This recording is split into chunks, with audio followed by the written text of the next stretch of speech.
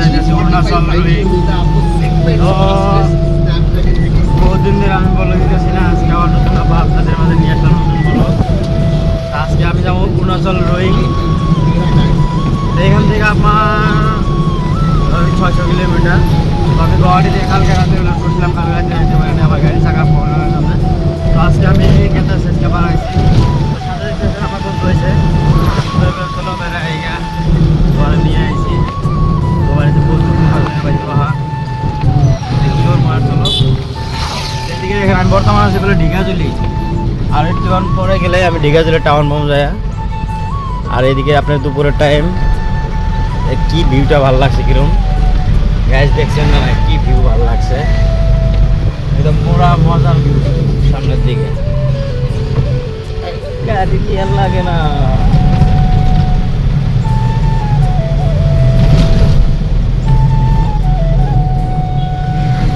দেখছেন কি মজার ভিউ।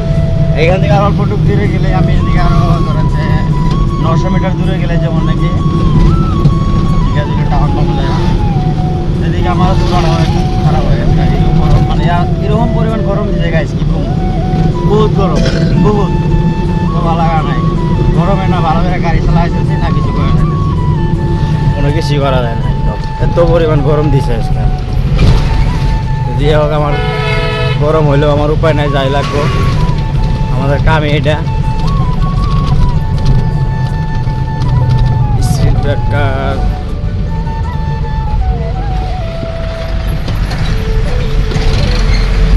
লোডিং গাড়ি স্পিড ব্রেকার উড়াই দিলে টেনশন না, উড়ে যায়, প্রবলেম হয় না।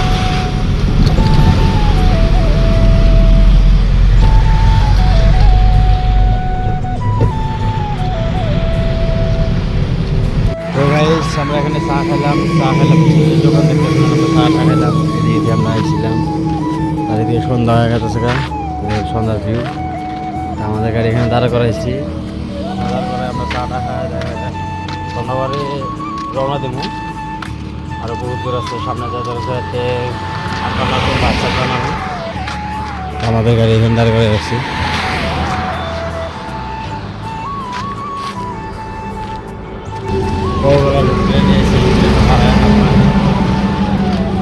ভালো লাগতেছিল না, তেমন গরম আসলো, যার জন্য আমরা বর্তমান এখান থেকে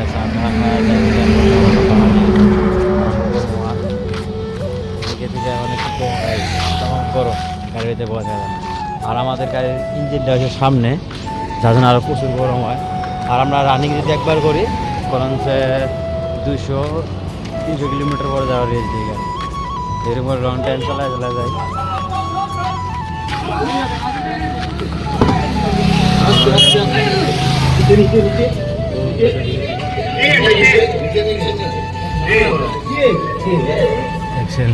তো গাইস আমরা আমার গেতাছি, আমরা এখানে দেখলেন আমরা চা টাকা যাওয়া এখান থেকে।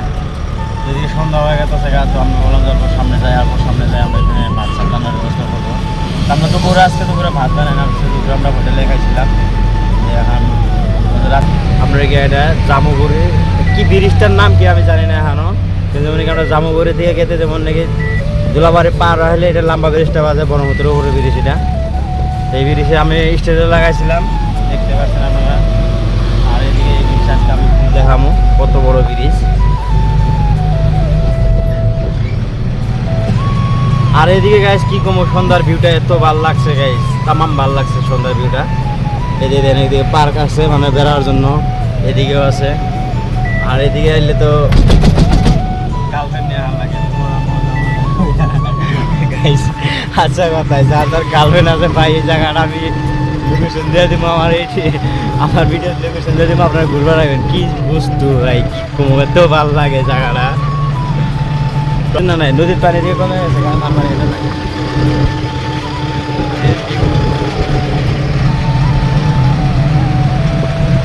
তো লম্বা ব্রিজটা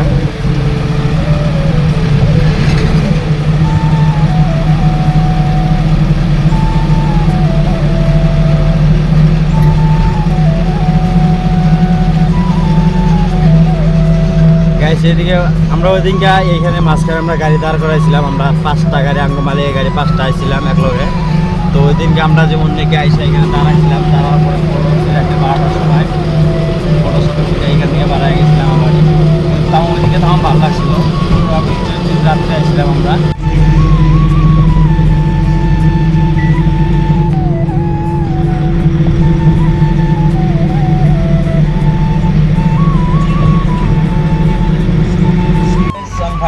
অরুণাচল পাইছি। তো আমিও অরুণাচল পাইছি। আমার হলো রাত্রে হলো বৃষ্টির ভিজা গেছিলো, যেমন নাকি তিরপল পড়ছিল, তো বৃষ্টি রাত্রে পড়ছিল, যার জন্য 5,000 তিরপল ঠিক করে দিয়েছি। তো হলো বৃষ্টি পড়ছিল, তার থেকে সর্দি থেকে পুরো ফুল জ্বর। তো এরকম জ্বর আছে মানে কবার গেলে গাইস পুরা হাইতেছে, এত জ্বর আছে।